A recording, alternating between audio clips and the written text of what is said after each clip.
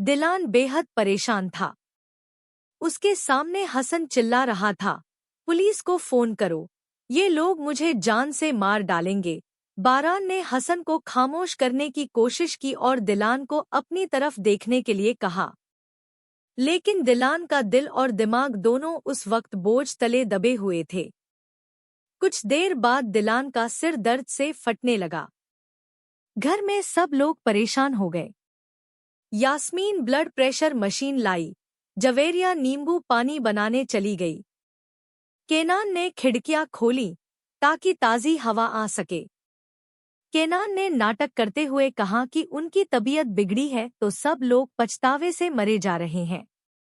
घर के सभी लोगों ने माफी मांगी। केनान ने एक शर्त रखी, अब कोई लड़ाई नहीं होगी, सब प्यार से रहेंगे।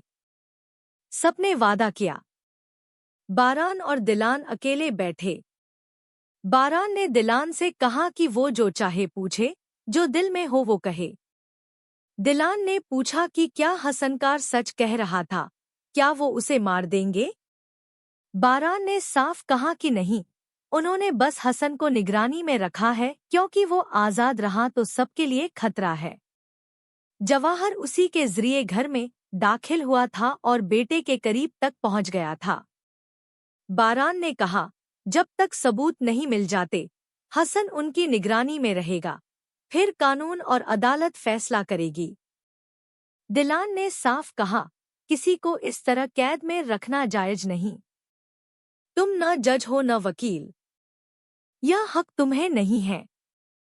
बारान बोला, वो कातिल है, मेरी अम्मी का कातिल, मैं उसे खुलेआम घूमने नहीं दे सकता। दिलान कमरे से जाने लगी।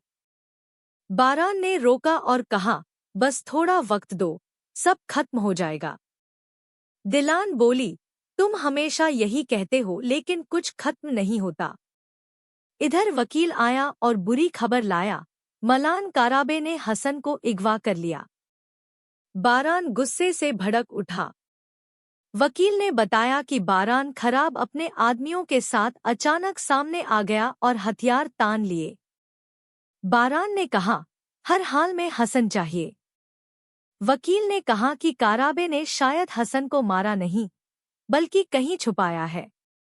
वो सबूत जमा कर रहा है, खासकर झूठे गवाह तारिक तक पहुंचने की कोशिश कर रहा है।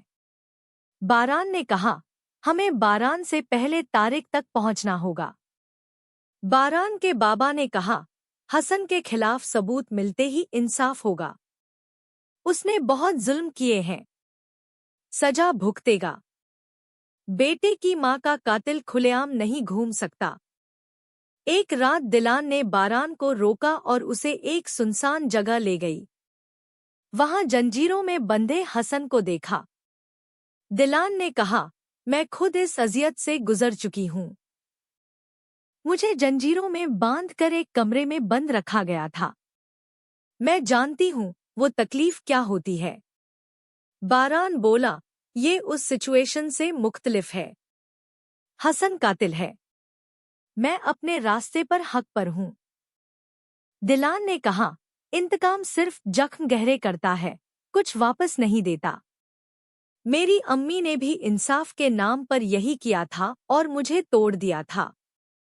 गुस्से ने उन्हें अंधा कर दिया था। मुझे डर है कि तुम भी उन जैसे बन जाओगे। तुम्हारी असली ताकत मोहब्बत और रहमदिली है। अपने अंदर के अच्छे इंसान को मत खोना बारान। मैं तुम्हें खोना नहीं चाहती। बारान ने कुछ नहीं कहा, लेकिन उसकी आंखें भर आईं। इधर जवाहर से बारान की मुलाकात हुई। जवाहर बोला, मैंने समझा था कि तुम जेल में हो तो हाथ पांव बंधे हैं, बस थोड़ा एक्शन लिया।